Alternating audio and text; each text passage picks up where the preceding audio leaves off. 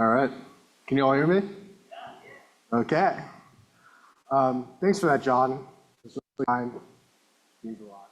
I hopefully will have a better thank you in my acknowledgement section. Um, Thank you all for coming today. I really appreciate it. And a big thank you to everyone online. Thank you to my friends who came here, who drove up here, and a special thank you to my brother, my mom, and my girlfriend who flew all the way out here. So yeah, I'm excited to present most of the work that I've done in my dissertation, titled Resolving the Nearshore, Remote Sensing and J-driven Analysis of Fine-Scale Mixing, Turbidity, and Sea Surface Temperature of the Ocean off Northern California. So to start off with some graduate level context, the ocean is really big. Whoa, changed there. But yeah, the ocean is really big. However, most human interactions with the ocean occur in nearshore regions, which are also the most productive marine regions. The nearshore is filled with resources. People love to do recreation in nearshore. Around 40% of humans live near the shore. So needless to say, it's really important that we monitor and protect these areas. Each coastal region is in its own unique place. So it has its own unique climatology, has its own unique geologic features, also known as geomorphology. So there's a lot to learn. However, the nearshore hydrodynamics that kind of govern the chemical and physical processes of the waters in these areas are pretty much fairly understudied. And so there's a lot for us to learn in order to enhance protection of these areas. So because these hydrodynamics are important, they inevitably leave their signature in the nearshore, often literally discoloring ocean waters.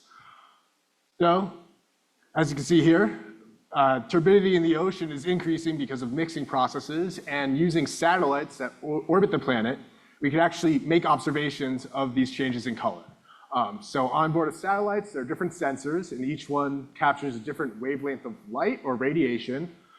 In this case, there's a sensor that captures red light, green light, and blue light.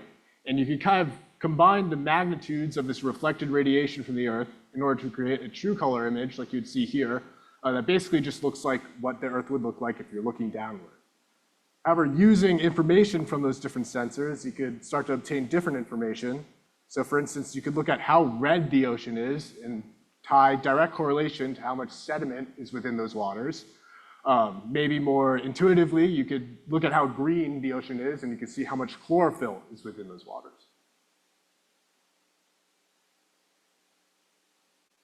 But there are also mixing processes that are not turbid. So think of like a clear river running into clear ocean waters. You wouldn't really be able to see that with the naked eye too well. But if you use a different wavelength of radiation, or thermal infrared radiation, you can look at discrepancies in temperature of different water bodies to track them. However, most of these nearshore hydrodynamics, even though they're really important, they're actually really small scale, and they're also really variable. So you need like a lot of data to be able to capture all of the variability of these really energetic flows, and you need a really high resolution satellite. However, data that can capture the resolution of these flows and mixing processes have only started to recently come into the picture, or if at all in the case of sea surface temperature. So in my dissertation, I create methodology that hopefully effectively models these understudied processes and observes them using unique and novel methodology in remote sensing and environmental data analysis. I'm going to start off with my first chapter and my third chapter, which both look at turbidity within the ocean, which is murkiness. The first chapter looks at turbid river plumes from the Russian River. The third one looks at turbid rip currents in the near shore. And the last one looks at sea surface temperature that has been recalibrated in order to be high enough resolution to look at these nearshore features. So that brings me to my first chapter, long-term observations of turbid outflow plume from the Russian River. So if you don't know that much about oceanography, you're probably asking, what is a river plume? So a river plume just occurs when fresh water from a river enters the saline waters in the ocean. And because it's fresh, it's more buoyant and it floats on the surface. Whatever is within the river is inevitably in the river plume. So if you have a turbid river from, let's say, a lot of rains funneling sands and plant materials into the water and making the river turbid, the plume will be turbid. So that means you could observe the plume from space. However, if it's in the plume, it eventually goes into the ocean. So all the plant materials, effluents, pollutants, et cetera, that are within these plumes also go into the ocean. So it's really important to be able to monitor these plumes and also model where they go. So most of the knowledge of plumes that exist and most of the publications of plumes that exist focus on large scale plumes. And I say large because they're so large that their dispersion into marine waters is actually controlled by the rotation of the Earth, which is a force called Coriolis force. And just a quick overview of how this occurs is basically you have this fresh water flowing into the ocean, and because of Coriolis, it rotates clockwise and then transports to the right up the coast. However, in Mediterranean climates, most of the plumes that we get are actually really small scale, and because they're small, they're not as controlled by the rotation of the Earth, and they're more controlled by more variable forces. So they get pushed around by waves and winds and tidal energy. And even though they're really, really common in Mediterranean climates, they're, as I said, really understudied. So being able to understand these plumes and model them and monitor them is really important to protect our marine coastal region. So I'm going to be using the Russian River kind of as a prototype of one of these small Mediterranean plumes. If you know anything about California, you probably know a lot about the weather in California. So it's a Mediterranean climate zone, and basically we have these wet winters, but most of the year is more dry conditions. And these dry conditions drive really low flow in rivers because there's not that much rain going into the rivers. And then wet winters, you have increased flow, and then every couple of years, you have atmospheric river events that you hear about in the news that really spike up the discharge within a river. So that occurs in the Russian River, where you have these small plumes that could be pushed down the coast or onto the coast, but sometimes with atmospheric river events, they get really big, as this one here, and they turn with Coriolis forcing. So it has a lot of variability, so it's a really great river to be observing. Also, a quick mention that sometimes discharge rate gets so slow or so low that basically the river effectively does not flow into the ocean because a sand berm builds in front of the estuary, cutting off surface exchange between the river and the ocean. Another reason besides the variability that the Russian River is great to monitor is we're right here on this map at the Bodega Marine Lab, and the Russian River is right there. So it's really convenient to get to. Also because it's really close to the lab, it's really well monitored. So within the river itself, there's a river discharge gauge, there's a turbidity gauge, we have wave data in front of the river, we have wind data at the Bodega Marine Lab, there's tidal level data from Point Reyes, and there's also a really great citizen data set where basically there's a person who went out to the estuary every day for around 20 years and marked down whether the estuary was closed off or open to the ocean.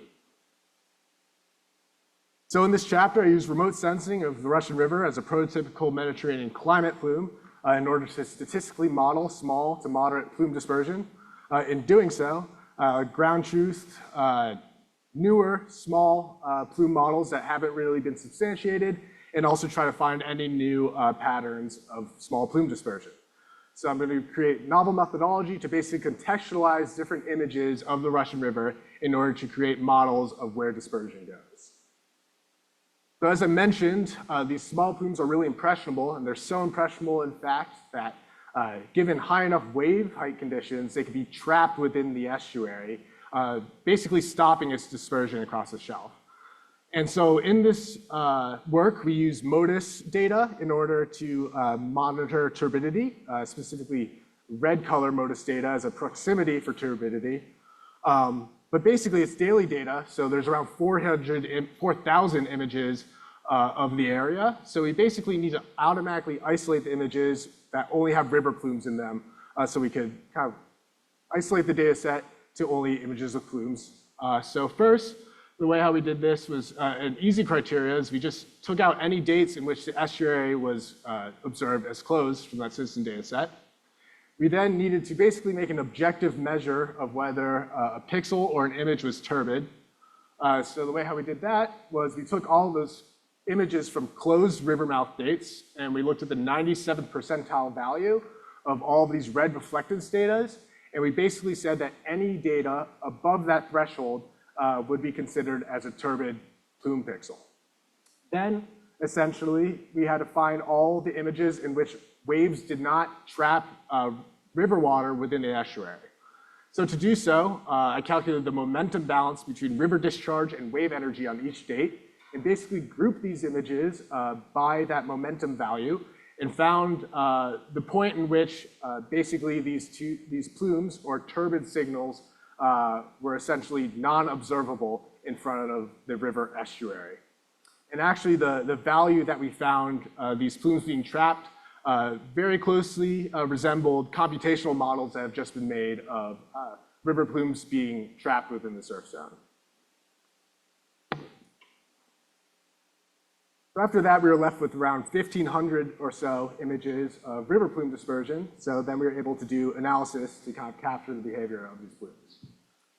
So here's just a base example of one of the results that we made within the paper. And so what this is showing is a map of correlation between river discharge and turbidity at each pixel position. So for instance, this plot up here on the top right is all the data at one pixel position, where on the y-axis you have red reflectance or turbidity, and on the x-axis you have river discharge on the same date. And basically this pixel position that holds all this data is colored by the correlation between these two variables.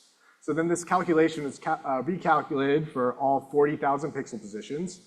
And essentially here's just a map that shows how well correlated different variables are with river water, or where do plume particulates go in the river on dispersion dates. We also looked at the strength of correlation between different environmental variables like wind strength, wave strength, and tidal level with turbidity as well.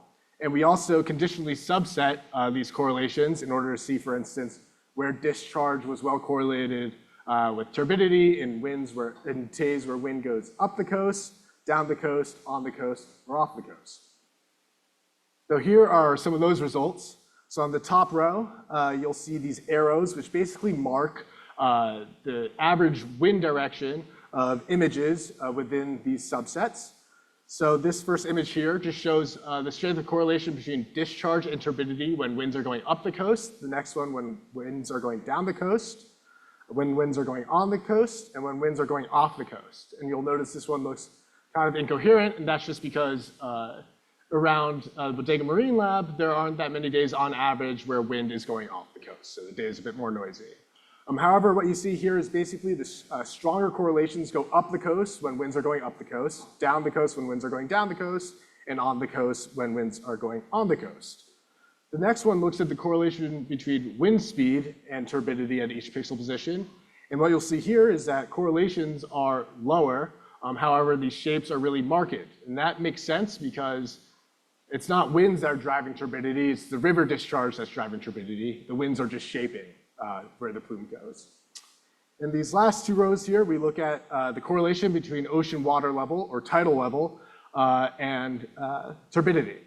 And these different subsets are basically isolated dates where discharge is between the 0 to 25th percentile, from 25th to 50th percentile, 50th percentile to 75th percentile, and 75th to 100th.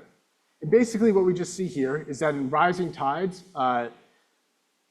turbidity near the river inlet is modulated up the coast, and in falling tides, turbidity near the river inlet is modulated down the coast. And this is indiscriminate of discharge amount. And so this is actually pretty novel. There have been some very new studies, namely Bazarek et al. 2020, that look at tidal impacts on small plume dispersion, but there isn't very much work that looks at plume dispersion across different discharge states. We also wanted to see where correlation goes when there's ambient weather conditions or low winds. And what you can see here is that high correlation values go up the coast on dates where there are markedly low winds. And so basically when there's low winds, the rotation of the Earth or Coriolis turns the plume up and up the coast. So this chapter shows that Russian river plumes act like models from literature focusing on both big plumes and small plumes. On average, the spatial distribution of correlations are dependent on environmental forcings. In high wave conditions and small discharge conditions, waves can effectively trap plume material within the river estuary. However, if there's sufficient momentum, river water breaks through the surf zone, and in the near field, its dispersion direction is modulated by tidal level, and kind of further away from these estuaries and from these inlets, the fate of this material is largely directed by wind speeds and wind direction. However, in low and ambient conditions, the dispersion is largely dictated by the rotation of the Earth, Coriolis. All right, so in that last section, we looked at where sediment goes from the Russian River and is transported along the coast. In this next section, this is my third chapter, we're going to be looking at where the sediment is resuspended in the water column and transported, namely in the cross-shore direction by waves, or as features you probably know as rip currents.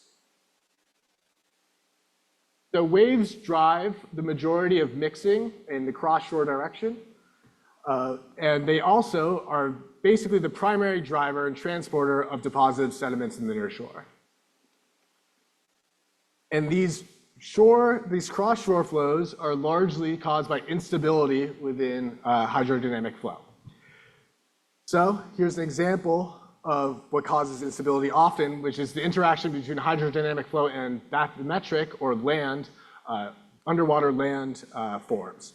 So here's a diagram showing a sandbar in the offshore, and there's a gap within the sandbar, and then there's a feeder current, so water receding, and basically all this water is funneled within a gap within the sandbar, and because of that, it shoots offshore, creating a really fast flow or rip current. Here's actually a satellite image of a headland in Point Reyes. Nice. And what happens here is basically water that's flowing in the longshore direction, being transported by wave energy, meets this headland, and it's compressed, and it becomes pressurized and shoots offshore. This is very similar to what happens when winds meet an airplane wing, for instance. And so these flows are really energetic, and because they're really energetic, their flow creates a lot of friction with the seabed and with the shoreline. And basically when this friction occurs, it mobilizes sediments and kicks them up, and then these kicked up or remobilized or resuspended sediments are then transported with these cross-shore flows. So most of the knowledge of these rip currents are basically on sandy shores, and that's because there's a lot of concern with like swimmer safety essentially in these sandy environments. Also, it's a lot easier to go to a sandy environment and drop sensors there because it's a lot safer. And so basically there's very little knowledge of what happens within rocky shore regions, and this is significant because an estimated 70% of shorelines are rocky globally. However, as it stands, there's very little studies overall looking at these rocky shore environments, but there's virtually no remote sensing studies in either rocky or sandy environments. So there's a lot of different computational models that exist, but there's not remote sensing that can substantiate these models with observations. So in this chapter, we create methodology to quantitatively analyze rip currents across diverse geomorphology, or rocky and sandy shorelines, using remote sensing environmental data to answer the question, what are the factors that constrain wave-driven turbidity in rocky and sandy environments? So to answer this question, we're again going to look at the same region. Because of the work in the last chapter, we now basically know where and when there's turbidity within the region driven by freshwater outflow. So we're basically able to isolate dates in which turbidity within the region is driven by other forces, namely wave-driven resuspension. Another reason why we use this area is because it actually has a lot of diverse geomorphology. And what I mean by that is that the shoreline consists of sandy shores, consists of estuaries like the Salmon Creek estuary, which is down there, or right here, sorry, and the Russian River estuary. There's also rocky shorelines, and there's embayments, also known as coves. There's sea stacks in front of the shore. There's kelp forests. So there's a lot of geomorphic diversity within these coastal regions. So to look at really small rip currents in this region, we're going to use really high resolution data from the Sentinel-2 satellite. So in the last chapter, we used MODIS data, which has a pixel resolution of around 500 by 500 meters. We're going to be using images where the pixels are around 10 by 10 meters. So we're basically taking it from 40,000 pixel measurements to 10 million pixel measurements. And to do so, again, we're going to be looking at red reflectance data as a proxy for turbidity. And it's basically going to be contextualized by wave energy models that are taken every 100 meters along shore by CDIT MOP program. We're only going to be looking at dates where the Russian River estuary is either closed or plumes are trapped within the estuary. So that way we know images or any turbidity within images is driven by this cross-shore flow or rip currents. Not really discussed in this presentation because it's kind of a wormhole, is we used a convolutional neural network that we made with Dr. Daniel Buscum from the USGS to basically detect white water from waves and breaking foam lines in order to get data that is only water and turbidity readings. This is actually pretty essential for this project. And just a quick demonstration is a video that may work down here, or may not. But basically, all this red is all the land and foam in one image that is automatically segmented out. We did this for hundreds and hundreds of images within the area. And then basically we did analyses in two ways. We did a region-wide analysis, kind of similar to what we did in the last chapter. And then we looked at individual sites and seeing how geology and hydrodynamics vary at different sites. So here's one of these region-wide outputs. And this is basically a result that looks a lot like the ones we saw in the last chapter. And what this is showing is how well correlated turbidity values are at all these pixel positions with wave height modeled at the nearest energy modeling location. And so what we can already see here is that in areas in front of estuaries, in front of rocky shorelines, near sea stacks, and near kelp forests, we have really high correlation between wave height and red reflectance. We also see that in really sandy regions, like the Point Reyes National Seashore down here, there's pretty moderate correlation between wave height and turbidity, but these correlations are actually really well distributed. And whereas in these rocky regions, they're kind of a bit more variable, where you'll have really high values and really low values. We then looked at individual sampling sites. So basically, we looked at the kind of how turbidity is transported in the cross-shore direction and contextualize it by the unique geologic characteristics at each site. So you'll see that each of these sites has a different color, and each sites of the same color are within the same regional group. So for instance, these gray sites are within the northern Fort Ross region, which is like a really rocky site. These brown sites are within the South Fort Ross region, which is kind of like a mixed sandy onshore site, but also really rocky in the offshore with kelp forests. Another one that you may remember is the Point Reyes National Seashore, which is these blue sites. So to characterize geomorphology, or how rocky or sandy these sites are, we use bathymetry data, which is basically like an elevation map of the seafloor. And so how we did this was we got really fine or high resolution bathymetry data, which was around 2 by 2 meter pixels. Then at each site, we measured the cross-shore direction, the average depth every 10 meters. So that. And then to kind of look at bathymetry at each site, or geomorphology at each site, we looked at the standard deviation of values in the alongshore direction and in the cross-shore direction. So for instance, as you'll see here, there's really low standard deviation here, so it's smooth.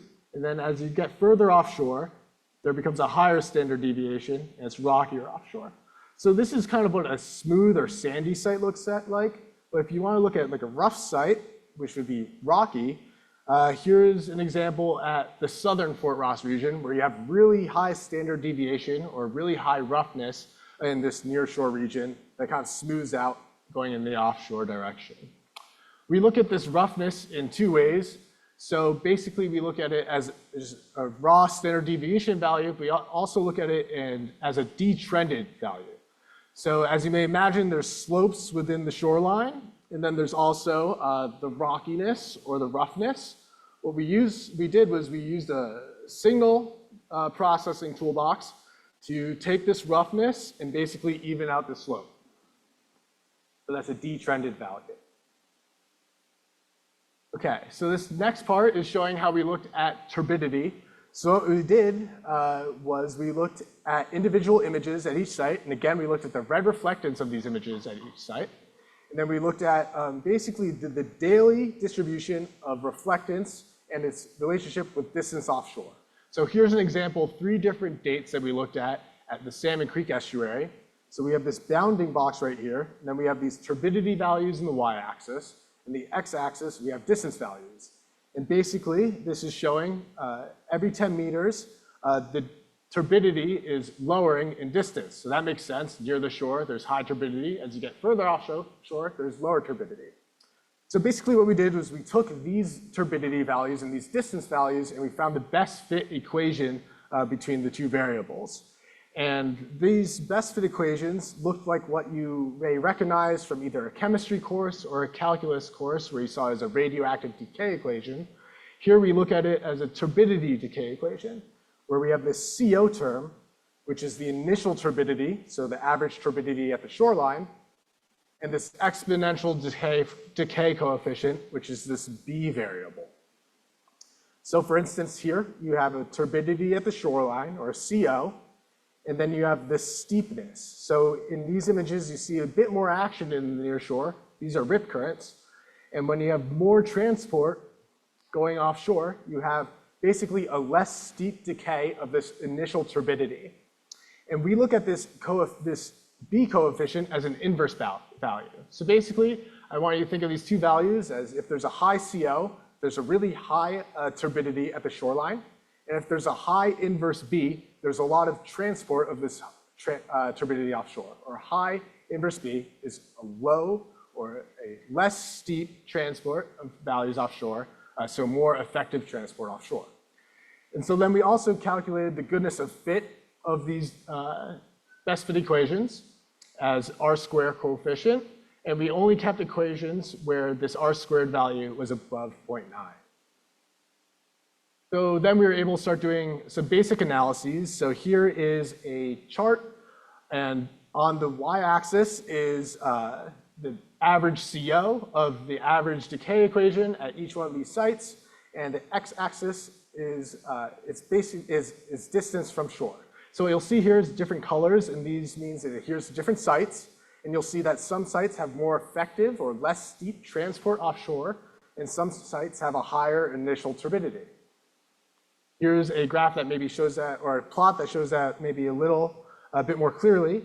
And so here is just basically the aggregated initial turbidity values, or these CO values, and the aggregated average inverse B values. And what you'll notice first here is that there is a distribution, so values vary differently in their initial CO or their inverse B. But you'll also notice that sites within groups vary differently.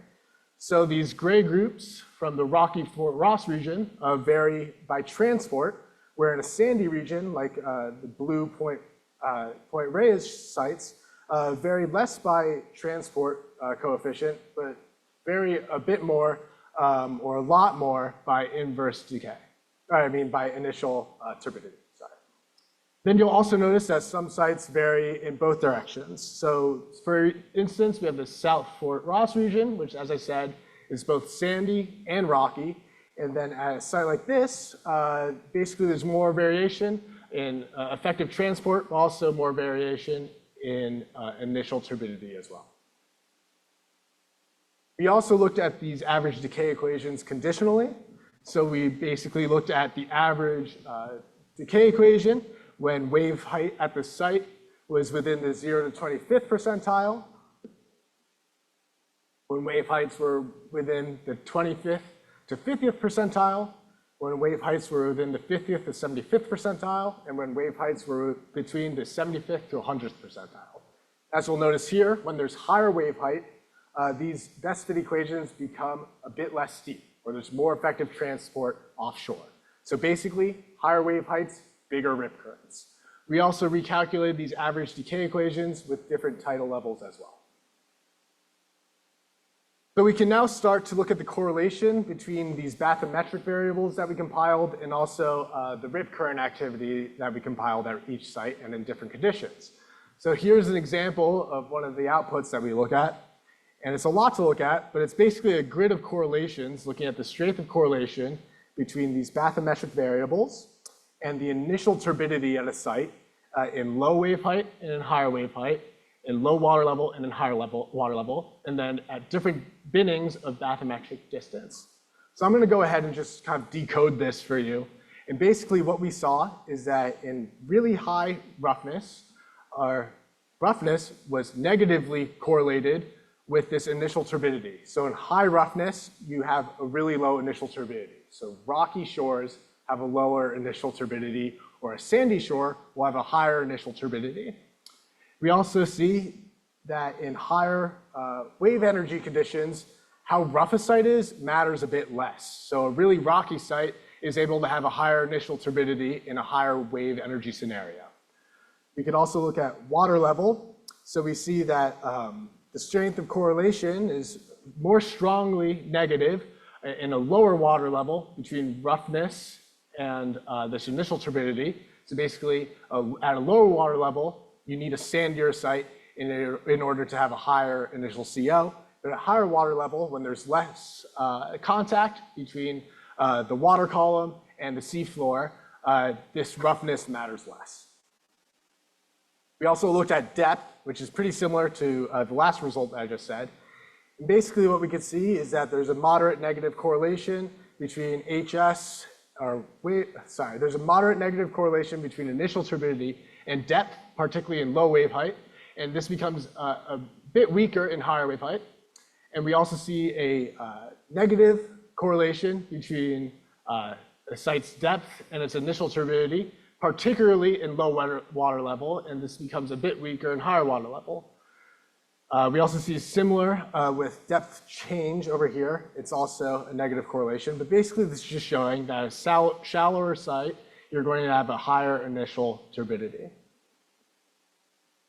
We then looked at similar correlations, looking at the transport of sediments offshore and its correlation with geomorphology.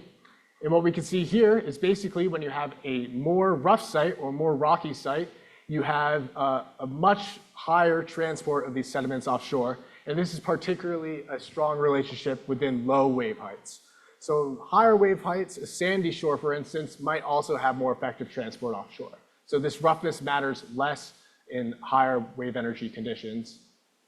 We also see at low water level, a really rocky site is going to have even more effective transport of sediment offshore.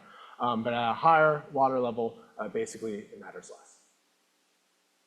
And then in terms of depth, we again see a positive correlation. It's a bit weaker, but we do see that there's a weakly positive or negligible correlation between transport at a site and also its roughness, its depth. But however, in higher wave energy scenarios, we see that basically the more deep a site, the more effective transport we're going to have of sediment going in the offshore direction. And then with water level, we see that depth is basically more important.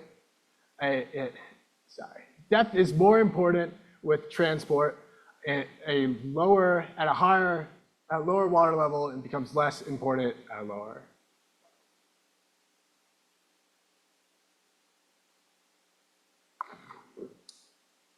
So the key findings that we have in this transport is that wave transport, or rip currents, is observable with satellites. And we're able to quantify this wave transport offshore in the form of a decay equation, where we can effectively look at the initial turbidity of a decay equation, and then we can look at the inverse B, or its transport offshore. And using those decay equations contextualized by bathymetry, we can see that at sandy sites, we have basically really easily mobilized sediments, or it's really easy to make the shoreline at these sites turbid. However, you need a sufficient amount of wave energy in order to transport this turbidity offshore.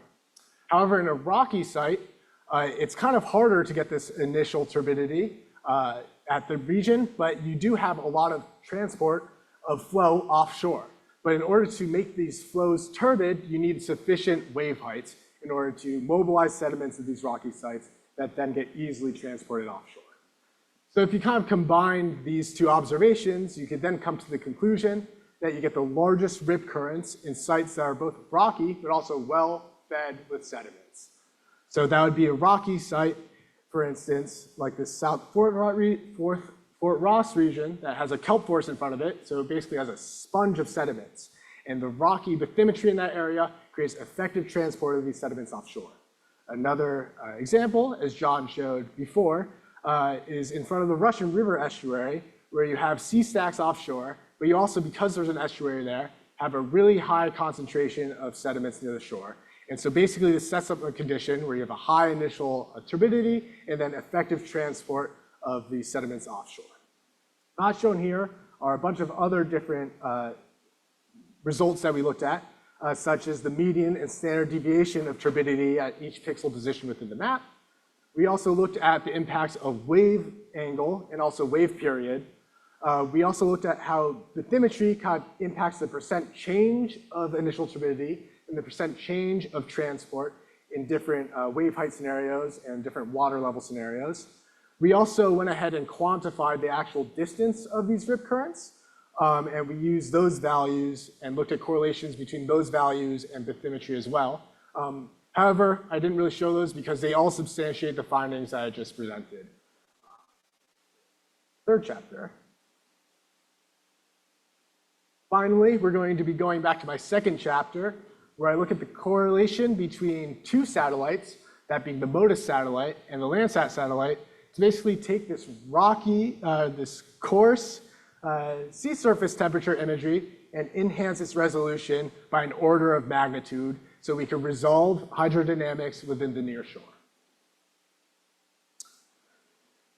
So, as I mentioned in the beginning of the presentation, we have a bunch of hydrodynamics in the nearshore. A lot of them are turbid, but a lot of them are not turbid. And in these instances, it would be really helpful to be able to look at sea surface temperature of different water masses in order to track these flows. However, most of the sea surface temperature data that does exist in the ocean is at a really coarse resolution because these satellites need to capture data daily of the entire ocean.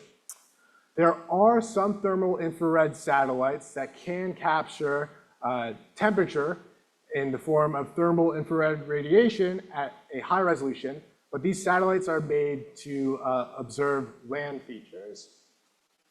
So there are some methodologies to calibrate this land sensing temperature in order to make it look at sea surface temperature, but most of the methodologies that do exist aren't that robust. So what happens there is that you have very accurate sea surface temperature readings of the offshore regions, but not that accurate measurements of the nearshore regions. So what I did was I took MODIS data, sea surface temperature data, that's 1,000 by 1,000 meter in pixel resolution, and used it to calibrate Landsat data taken on the same date from brightness temperature or land temperatures to sea surface temperatures. And from there, we use all these correlations between those data sets in order to create a generalizable equation that we could then apply to any image, even if it existed before MODIS imagery. So how this was done is we took MODIS images from one date and we took Landsat images from the same date, and we looked at the correlation between MODIS pixels and the nearest Landsat pixels as seen here. So here's a plot of basically one of these raw correlations where on the y-axis we have MODIS sea surface temperatures, and on the x-axis we have Landsat brightness temperature. And so here's all the data or correlation between MODIS pixels and Landsat pixels on one given image date. Then what we did was we found the best fit linear equation between these pixel pairs, and we basically omitted any data outside of one standard deviation. Then we recalculated this linear equation and basically repeated that until the correlation between these two pairings either stabilized or decreased. So then we were left with this equation here that we could then use to calibrate MODIS brightness temperature to sea surface temperature. So we then repeated this process for all 659 images that were taken over the study region. And then we basically only kept equations in which the final correlation between MODIS and Landsat was above 0.7. We then went a step further and made like an idealized image data set where we took images where the initial correlation before any data emission had a correlation or a Pearson R coefficient that was above 0.7. And so then we took the final correlation of these ideal images and their final calibration equations and made two distributions. One of them is basically all the slope values from these final correlations, and then here's all the intercept values. And we took the median of both of these to create a final equation that we could apply to any image, to any Landsat image, to effectively calibrate it from brightness temperature to sea surface temperature. So then we have all these sea surface temperature values. So we had to validate them against actual measurements of temperature within the ocean. So we looked at measurements taken at 5 different locations. These 5 different locations were taken by different agencies. So 2 of them were captured by buoys deployed by NOAA. And up here, for instance, is a NOAA buoy, N46014, and then here's another one, N46013. We also looked at buoys deployed by the Bodega Marine Lab. So there's one 1 kilometer offshore, the BML mooring, and there's also one in Tomales Bay that we compared values against. And then we also compared values of satellite images, sea surface temperature data that's near the lab against temperature that we actually monitor within the lab. So we compared basically these pixels, or the closest pixels to these measurement locations. And then we also compared my data with data that already exists. So sea surface temperature data from MODIS, and also the temperature estimations from USGS using their off-the-shelf brightness temperatures. So here is basically those validations. So it's a lot to look at, but basically you have these lines that show measurement locations, and then following these lines show the validations between sea surface temperature at that location and in situ monitored temperature. And so let's look at buoy N46014. And here basically you have all these yellow points, which are all the data that I created. Then the red points, which is that ideal data set that I was talking about. These green data points are the estimated temperature data from the USGS. And the purple ones are the MODIS sea surface temperature data. And basically what we're looking for here is we're looking for goodness of fit equations where the intercept is as close to 0 as possible and where the slope is as close to 1 as possible. We also want to see a goodness of fit for all of these correlation equations that's as close to 1 as possible. We also looked at error between my sea surface temperature or sea surface temperature data and buoy measurements, and we looked at it in 2 forms. So we looked at the root mean square error between basically my data and the 1-to-1 best fit line, and we also looked at the error between my data and its relationship to the best fit equation, or the OLS best fit equation. And you want this error to be as close to 0 as possible. So if you look at all of those metrics, you'll see that my slopes are closer to 1 than these other data. You'll see my intercepts are closer to 0. The goodness of fit is higher, closer to 1. Error is closer to 0 by both metrics. So basically now we have data that's more accurate and also of a higher resolution. We can also see, comparing data that's far offshore to data that's close to shore, is that basically there's not very much discrepancy in accuracy with nearshore data and offshore data. So we have now a really high resolution data set that's really accurate no matter its position within the ocean. We also did various measures of error. And so here's one of the examples that we used to look at error. And basically these are box and whisker plots. So what these are is there's orange lines, and these orange lines are the average difference between our estimated sea surface temperature variables and also its difference with in situ measured temperature. And so on the y-axis, on the x-axis, we have different months, and so these orange lines are the average difference on each one of these months. And then the boxes are the 50th percentile distribution, and then the whiskers are the rest of the value distributions. And basically what we see here is that we have the highest error within summer months. So basically we can account a lot of this error within our sea surface temperature measurements to stratification of the water column. Because in summer months, basically you'll have a warm ocean surface, but then you'll have that sensor below the ocean surface, and that sensor is measuring colder waters. And so that's where a lot of the discrepancy between sensor measurements and satellite measurements occur. So now that we have all of this data, let's take a look at it. So here, for instance, in stunning detail is the sea surface temperature of our nearshore ocean in front of the lab and in front of Point Arena. And as you'll see here, there's an ocean eddy taking these cold waters and bringing it offshore. Kind of a more intricate product or a more intricate date. We have really fine flow features of temperature of an upwelling event. We could then start to use this data to look at basically processes that are unvisualizable using true color. So here, for instance, is the Russian River, and as you'll see in the true color image, you can't see much. But in the sea surface temperature image, you can actually see a cold plume, which is just river water coming out of the estuary. So we can now start to track non-turbid plumes. We can also look at sea surface temperature from outflows that haven't really in the past been able to be resolved within a sea surface temperature. So for example, here is outflow, tidal outflow coming out of the Tamales Bay and also coming out of Drake's Estero right here. And basically what we could see is temperature discrepancy in the ocean born from tidal outflow that you wouldn't typically either be able to see in true color imagery or in classic sea surface temperatures. We could even look at really fine mixing features like rip currents. So you might see these turbid little rip currents here. Then you can see cold plumes where those rip currents occur. So you can look at really small mixing processes and again, look at their impacts on temperature.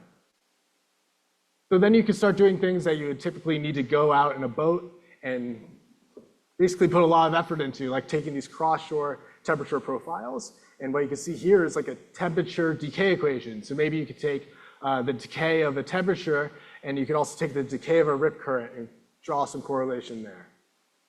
You could also look at site-wide statistics. So you could look at like the average temperature at each pixel position in order to map in high detail where the coldest parts of the ocean are. So for instance, you'll notice a really cold feature here in Point Arena. This is an area that is known to have a lot of upwelling in the region that makes the temperature colder, but now we have a map of this upwelling in unprecedented detail. So in this chapter, we create a method to derive sea surface temperature that's not only about an order of magnitude higher than typical sea surface temperature data, but it's also more accurate than that data. This methodology probably resolves a lot of inaccuracies that result from the heterogeneity in the near shore by doing a lot of different median processes. And this methodology, since it's generalizable, is probably viable for even images that occur before this MODIS data set. We actually go into it in the chapter calibrating some of these older images that go all the way back to the 80s and validating them against buoy data.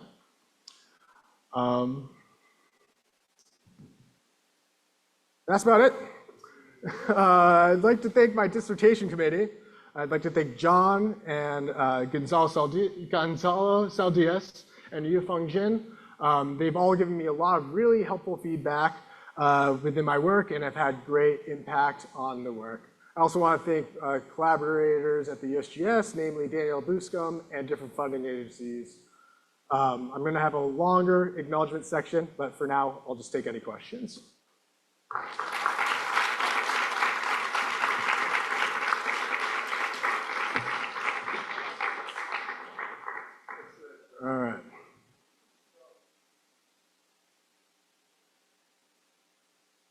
This is working, yes, it is. Yeah. Okay, hold on a second, David. Oh, yeah. Microphone. I haven't got the throwable one ready yet. Keep running, I guess. Gotta people can hear you. So for your high resolution SST for your high resolution SST T maps, I was wondering what you mean by a higher order of magnitude. Yeah. About what specific, I guess, resolution of distance? Like, is it by the meter scale, the foot scale? The meter scale. So basically, most sea surface temperature data is captured by MODIS, which has a pixel resolution of 1,000 by 1,000 meters. My sea surface temperature has a resolution of 100 by 100 meters. Yeah, that would. So basically, like one pixel captures 1,000 meters of land. We're basically shrinking that down to look at 100 meters of land within a pixel. Got it. Thank you. Sure.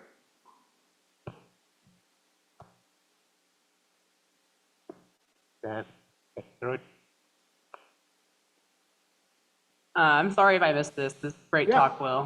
But I'm wondering about sort of the distribution of the sediments across depth. I'm thinking about sort of transport, like a larval perspective, where I think all of us learned that like the depth of the larvae depends to determine the distance traveled. So I'm wondering like if you can tell how deep the sediment was or how it was distributed to the water column and whether that might affect transport distance. Yeah, so that's one of the unfortunate downsides of satellite imagery is you're capturing just the surface.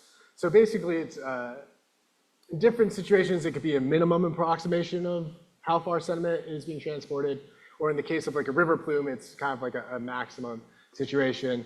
I would suspect that in a more shallow environment, there's going to be more friction between the water column and the transport, so there's going to be less effective transport.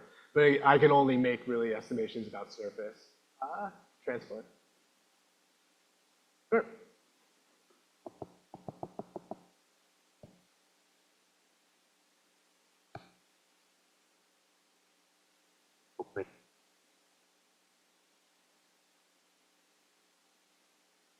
So what is it about rock source makes sediment more transported? What's the step? Yeah, I'm happy you asked that question. So in rocky environments, let me go back a couple of slides. So do you remember that diagram that I showed with the sandbar, and there's a gap in the sandbar, and basically the water gets funneled in there? So if you could imagine if there's like a rock reef or a bunch of boulders within the near shore, it kind of acts in a similar way. So there's a gap between boulders, and basically water gets funneled in between those boulders and kind of jets out. And also with this kind of the separation rip where the water gets compressed against the land feature and rips off, that also occurs when you have basically flow interacting with an obstacle or a rock.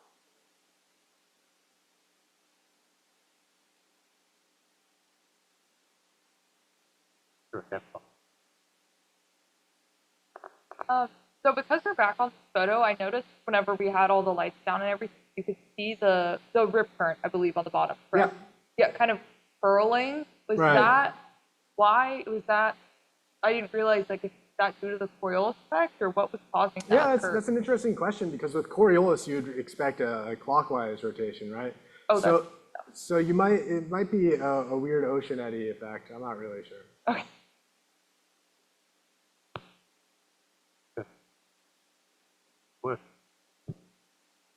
It's probably, if I had to make an estimation, because basically water that's further away from the land is moving quicker, so there might be kind of a flow pushing it in that direction.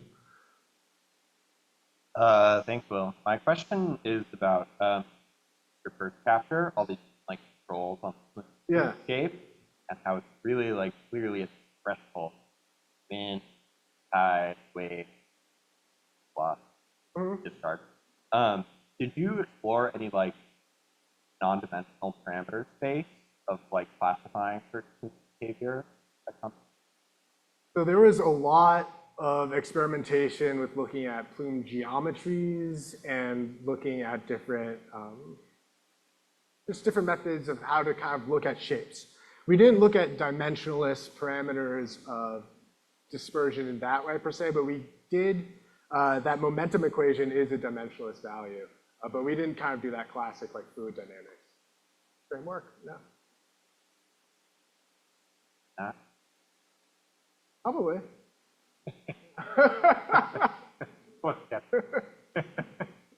Right here. And- oh,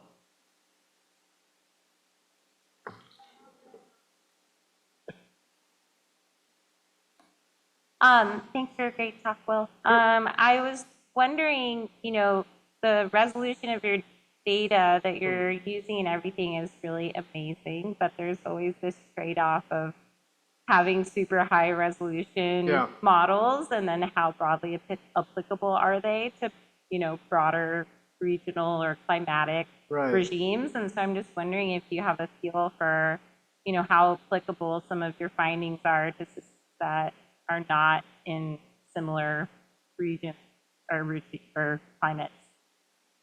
Yeah, I mean, in respect to the rip current models,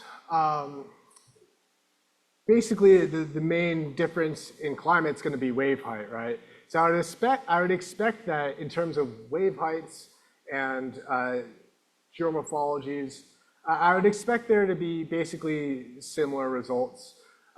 Where you would see much different results would be with basically larger plume systems from chapter 1.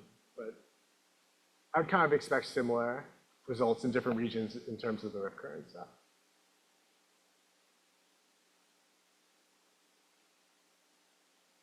Please.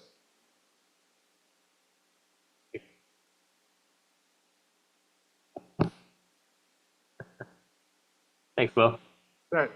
Since you're essentially tracking water motion to some extent with the temperature plumes, albeit probably like day by day rather than hour by hour, is there any application of kind of the finer scale resolution processing you've been doing to either ADCP data or radar measurements, surface currents, or any other sort of water motion tracking? I think so. One of the things that we were going to look at with the plume data was its relationship with HF radar, which I'm sure you'd be really interested in. And we did find some correlation, but we did find much more noticeable correlation with the variables that we went with. So we kind of dropped the HF radar stuff by the wayside. But we did actually overlay HF radar vectors or current vectors over a lot of these images, and we did see similarities between the angle of those vectors and the angles of the plume. But we just never really got into it. Just to remind people on Zoom to post a question if you have one, but Avery has one for you. Yeah. He asked for the CNN that was used, was it trained from scratch or was it a pre-trained model? It was a pre-trained model. It was originally made for detecting shorelines and measuring shorelines within images. As you can kind of see here, there's this white reflectance, and that's not actually, a lot of it is not actually the shoreline, it's foam from breaking waves, but it looks a lot like the shoreline. So you're basically able to look at reflectance from wave water that's near the shoreline as kind of like another different type of shoreline. And we basically used the distribution of values within that foam shoreline in order to capture foam within images. Taking for any last question, maybe we'll give Will a break. Oh, Chris. Alexander. Well, thank you for this presentation. It was fantastic. Thanks. But I'm just curious, based on your expertise, how will you apply this learning to this? Well, I think it's basically a lot of it can be used for environmental protection or monitoring. So for sea surface temperature stuff, I am basically in the hopes that once I publish this equation, people can use it for their own endeavors in their own sea surface temperature monitoring processes as well. With things like knowing where plumes go and knowing where rip currents occur, is basically applicable to different projects where people want to know how can we protect these areas where there's like a lot of kelp forests, for instance, and what is basically causing the growth or decline of different kelp forests and different geochemical balances within different regions. So I think basically just adding and enhancing the knowledge in order to best understand the nearshore is the greatest contribution that most of this work can make.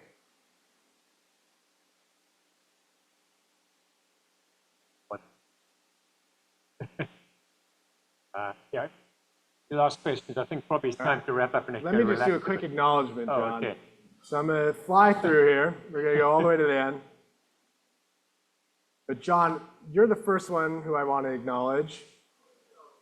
This little photo of us. John, you have been a great advisor and inventor, thank you, in many ways. You've not only taught me a lot about how to do research, but you've taught me a lot about how to interact with people. And you've taught me a lot about not just treating colleagues as people in the workplace, but also creating friendship with the people that you work with and kind of making work environments into a close and collaborative space. And I've always really appreciated that. I want to thank everyone in the Coastal Oceanography group, but particularly Robin, who I've worked with the longest there, and then Nicholas. Robin, you've always been a great friend, inviting me to any events that you have, and introducing me to all of your friends, and you've made this place so warming. And Nicholas, you have a great sense of humor. It's been great seeing you around the lab. Thanks for laughing at my jokes. I really appreciate it. I also want to send a special thank you to Joy. Joy, you do a large part in this lab in making it feel like a home for everyone in the Coastal Oceanography group. That's greatly appreciated. My dissertation took place during COVID, took place in the latter half of my 20s. A lot of weird things really happened, and most of the light that I could attribute in those times and all the good times were my friends. So everyone on this slide, thank you very much. And then a special thank you to my family, my brother Alex, my mom, Zion, Allie, Richard, and George. You all, of course, always give me so much support. I love you all. Thank you.